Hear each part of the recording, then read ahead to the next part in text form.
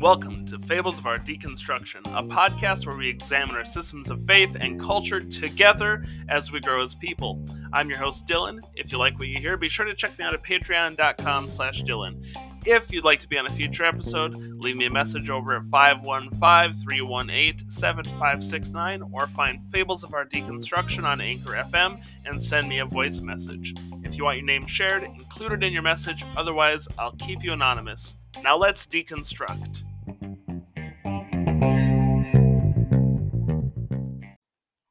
So we're still here talking about a variety of arguments in favor of, from my position, particularly a Christian religious God.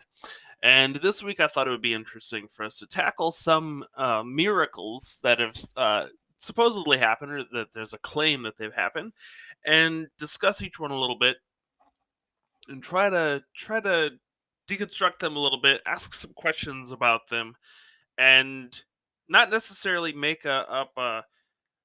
I don't want to make up your mind for you, but let's just take them apart a little bit and raise some questions. That's my goal this week.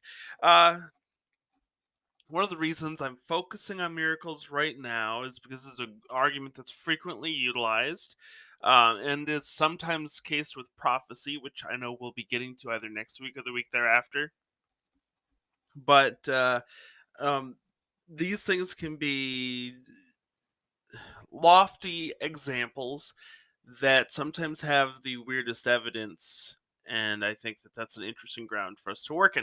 So I'm going to be utilizing an article from history.co.uk. This is the History Channel's UK website. For some reason, I'm not finding this list on their English, or excuse me, on their American website.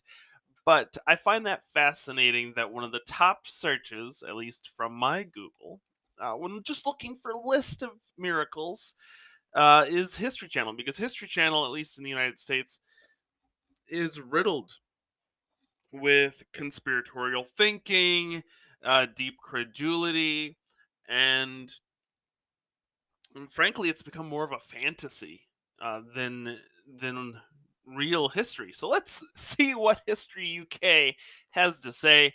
And one of the reasons I picked this is I looked at various lists, even some from Catholic Church websites. A lot of them just get so long, and I don't want to spend forever on this. So I picked this one because it's reflected in many other lists from Christian groups and sites, but it breaks down into 5 particular miracles, and I'm going to read them verbatim, then I'll talk about them briefly. One of the things I want you to focus on in the reading is, let's just think about some of the words that History Channel has chosen to utilize. I also want to preface this by saying some of these utilize languages that I am not well versed in, so I will do my best to pronounce things as accurately as possible, but I make no guarantees. Let's get into it. The first one, Lourdes. Lourdes is one of the world's most famous miracle sites, a French grotto which is said to have healing properties for those who drink or bathe in it. And we aren't talking about curing a headache or funny stomach stuff here. This grotto supposedly has a heavy duty healing power, and there have been multiple cases throughout history of it curing seemingly terminal or incurable ailments.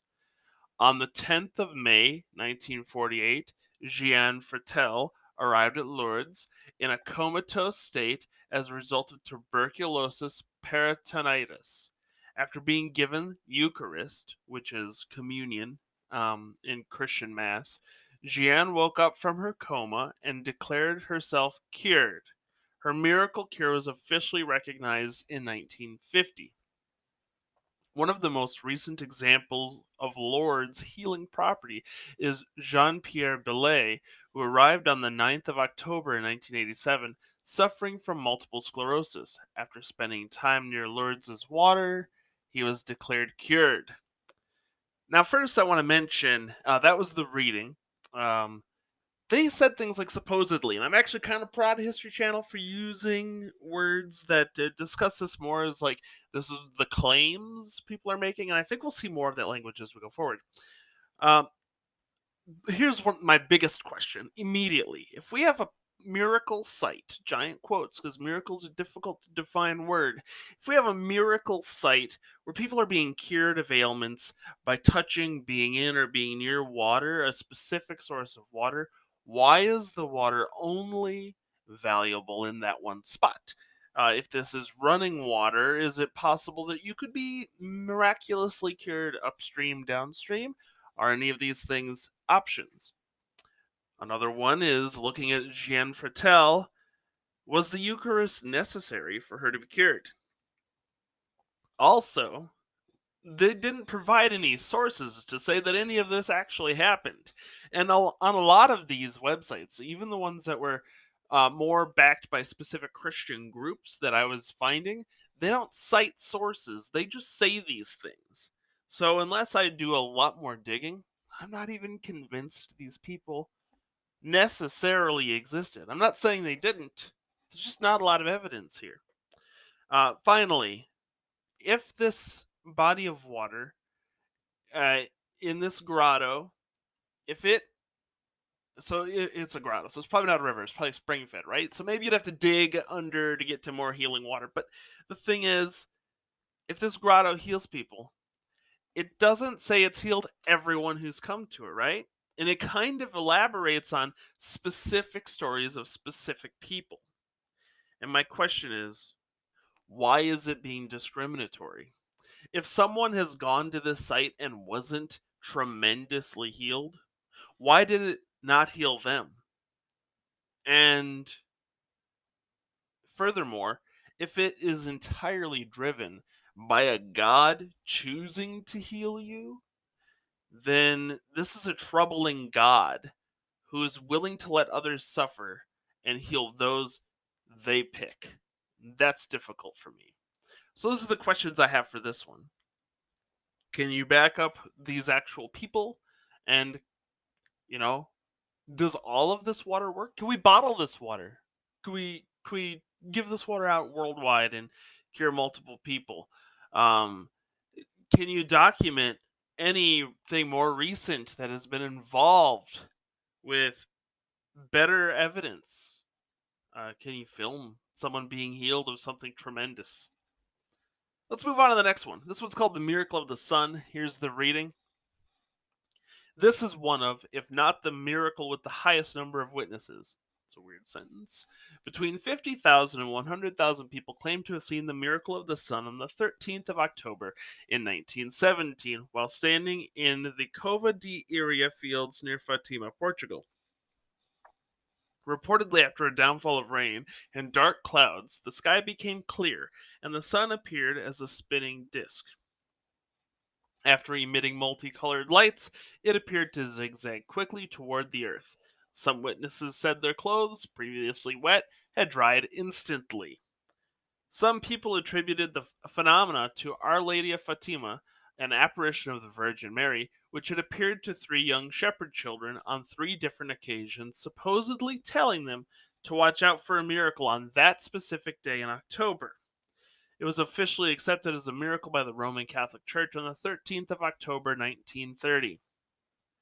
So immediately after reading that one, my first concern is, well, there's no documentation that even the Catholic Church accepted this. They don't link to, like, a particular site from the Vatican or anything like that. They don't link to any strict documentation. That's very difficult.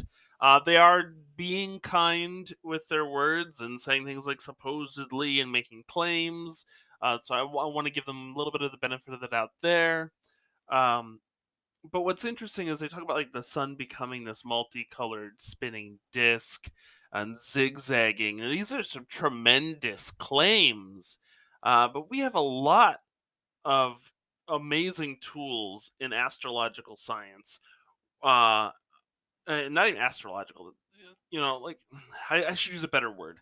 In astronomy, we have an amazing set of tools that allows us to track where the sun is, has been, and is going to be. Not just the sun, but other celestial objects around us. Um, and so, what evidence do we have of something that would cause these changes?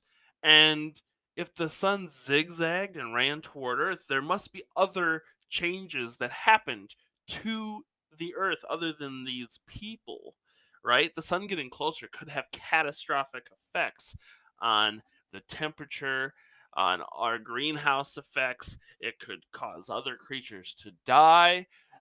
There's a lot of different things that, I'm not specifically a scientist, but things that I can start to question, like what probably would have happened if that took place. And we don't have a good like record or census on the supposed 50,000 to 100,000 people. That's a pretty big swing. That's not like saying like 60 to 65 people are in the room. It's either 50,000 or double that claim to have witnessed this miracle. So my question is, did that many people actually see it, or like the nonprofit 1 Million Moms, is it really just one person? These are good questions to ask, I think. And then finally, it feels like we're doing a little post diction.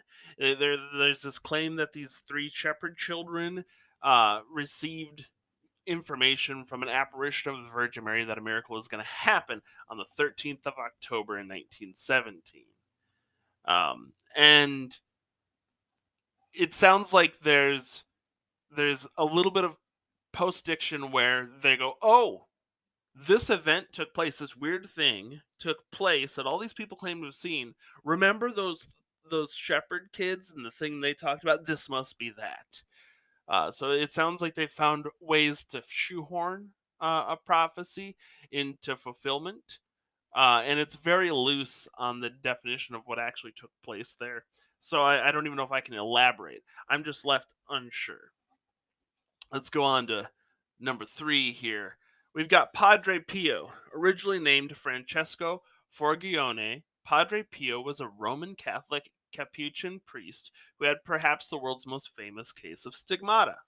Stigmata is incurring the wounds that Christ had when he was on the cross. Despite his efforts to the contrary, news of his mysterious wounds on the palms of his hands and feet went global in the early 1920s. In addition to bearing the marks of Christ's crucifixion, some people also attested to Padre Pio as having powers such as healing, prophecy, and levitation.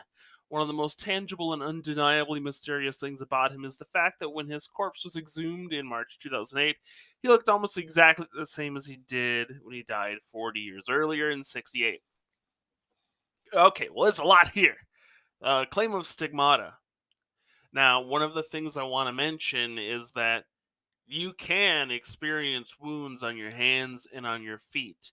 Now, stigmata claims that these wounds appear suddenly, or they just somehow appear without penetrative wounds actually taking place.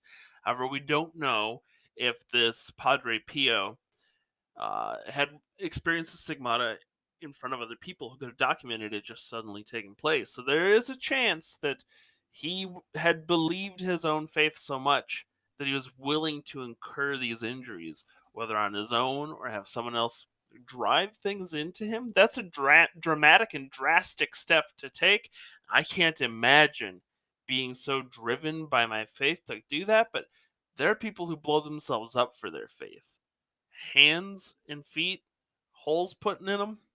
That's a bad sentence, but putting holes in your hands and your feet is less dire than blowing yourself up. So there's a possibility that Padre Pio did this to himself. And there's also a possibility that he had self incurred wounds that didn't go all the way through, that were in the right spots, and it's easy to sensationalize something like that.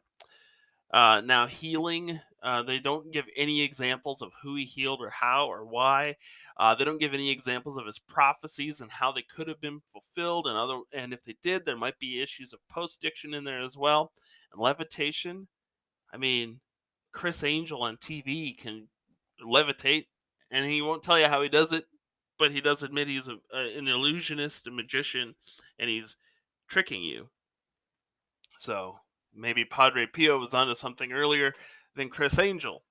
And then it says that he was exhumed in 2008, 40 years after his death, and looked almost exactly the same as the day he died.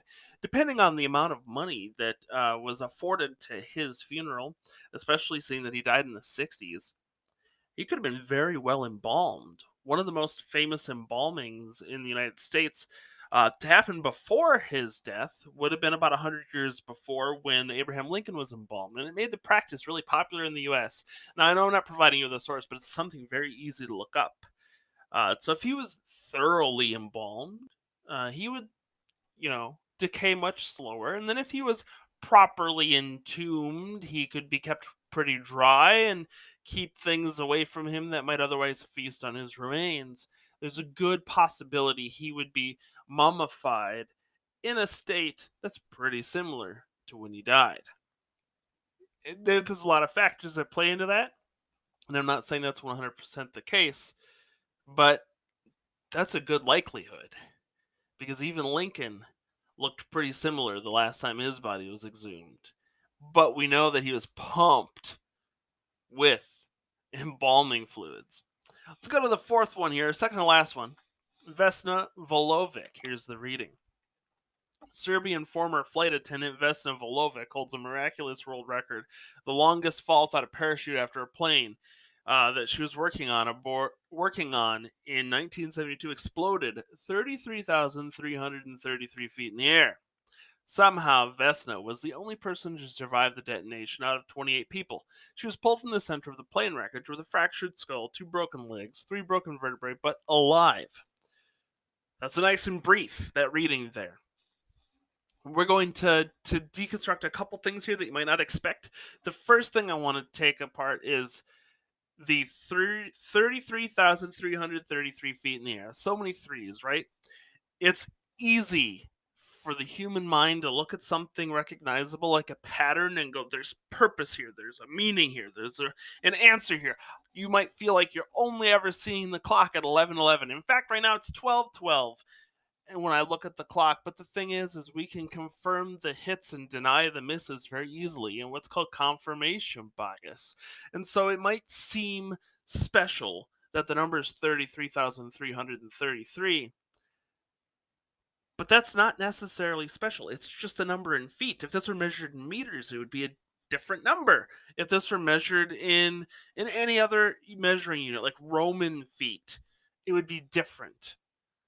So that number is largely insignificant, other than that is supposedly the height from which she fell. Now, we don't have documentation. They don't link me to any sources that say that this happened, but it's 1972. I bet I could look it up. But I wonder how many things just reference each other without actually referencing the original incident. That would be an interesting test to undertake. Now, it says the fact that she was the one out of 28 to survive must be the miracle. It's kind of what they're implying here.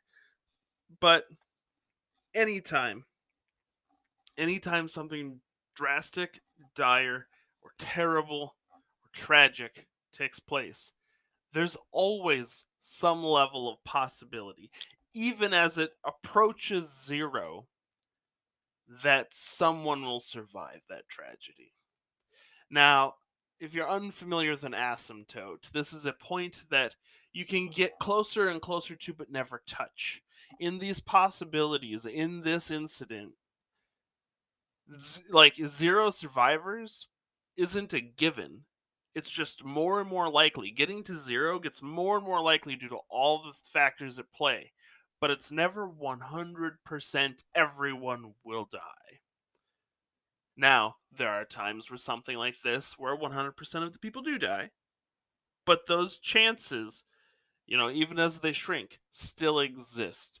And there could have been multiple factors. We don't know if she had um, any attachment, like was she stuck in a seat? Was there something that fell beneath her or above her that helped change the way she was falling, block something? Was she holding on to something? Were there different things that could have played a factor in how she fell? Is there anything that could have slowed her descent? Is there anything that could have broken her fall? And ultimately, at the end, the earth broke her fall. And even when those odds are incredibly small, they still exist. People still win the lottery. All right, on to number 5. Our Lady of Guadalupe. Here's the reading. In 1531, Juan Diego said the Virgin Mary appeared to him, first asking him to build a church where he stood, and then later to collect a bundle of flowers. When he opened his robes, the flowers fell away to reveal a now famous image of Mary. one which can still be seen today in the Basilica of Our Lady of Guadalupe in Mexico City. Roman Catholics claim the image has survived ammonia spills and even a bomb explosion, but one hard fact remains. The painting remains as colorful today as it did 500 years ago, surviving the Mexican heat in a way contemporary replicas could not imitate and with minimal restorative work. All right, so this one ties back to one of our earlier ones, with the Lady of Guadalupe.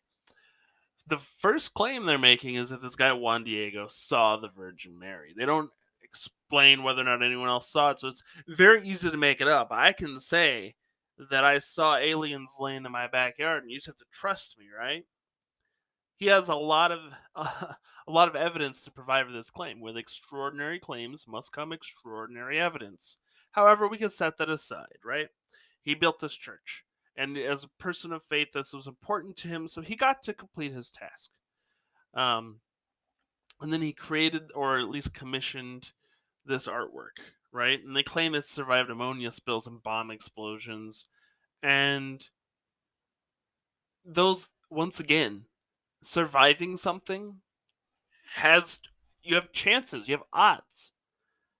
But 500 years ago, we didn't have the incredible high quality photography we have now, and we probably didn't document any of the changes in paint that may have been used because everything does decay. So I am wondering, how do we know that it looked as good today as it did 500 years ago? We don't have anyone around from 500 years ago to verify it. We don't have any record, at least once again, no sources are provided. So we don't have any record of, like, are there new cracks? How's the moisture working? Can we measure any of the levels of moisture in the paint? Is there anything that's changed about the pigments? A lot of these things do change. We know how paint works. And as someone who works with paints and colors and papers, I know that just like the referencing, like sunlight and heat and moisture can all impact how your media works.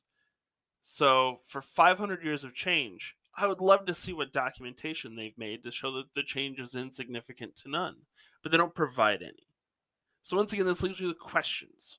I'm not coming here today to outright say none of these things happened. Now, the one that I would say is the least likely to have happened is the one that involves the sun, the miracle of the sun, zigzagging and spiraling and ejecting rays and heat. The Earth would have changed so significantly in that moment. The solar system would have been deeply impacted in that moment. For the sun to zigzag around, imagine the ramifications of orbit. This is the one that's the hardest for me to swallow. I can rationalize away the other things, and I could even say, like, hey, you know, Vesna fell, and that's amazing that she survived. I can say, hey, Juan Diego says he saw the Virgin Mary. He saw something. I don't know what it is.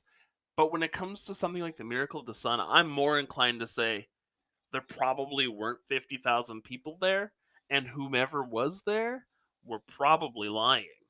That's where I'm more going to lean. Because under what conditions would the sun go on a bender around our sky? It would take a lot, and it takes a deeply credulous mind to believe so. So this was just a few different miracles, 5 different miracles I got from the History Channel's website in the UK.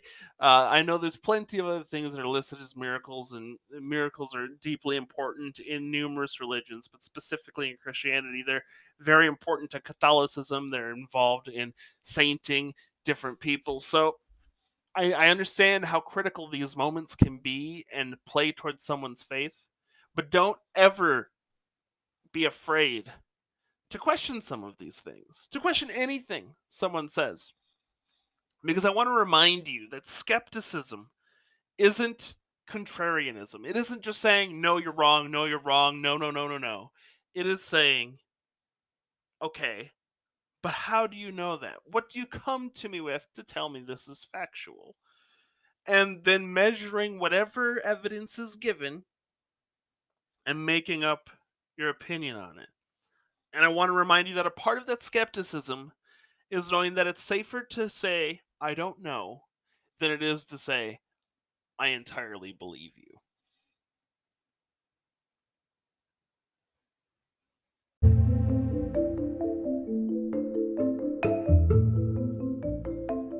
This has been Fables of Our Deconstruction.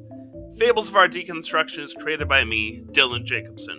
Don't forget, leave a like and review wherever you listen to your podcasts. You can also support me and all of my work and join my community, the Brimstone Order, at patreon.com/Dylan. And remember, you're never alone. We are in this together.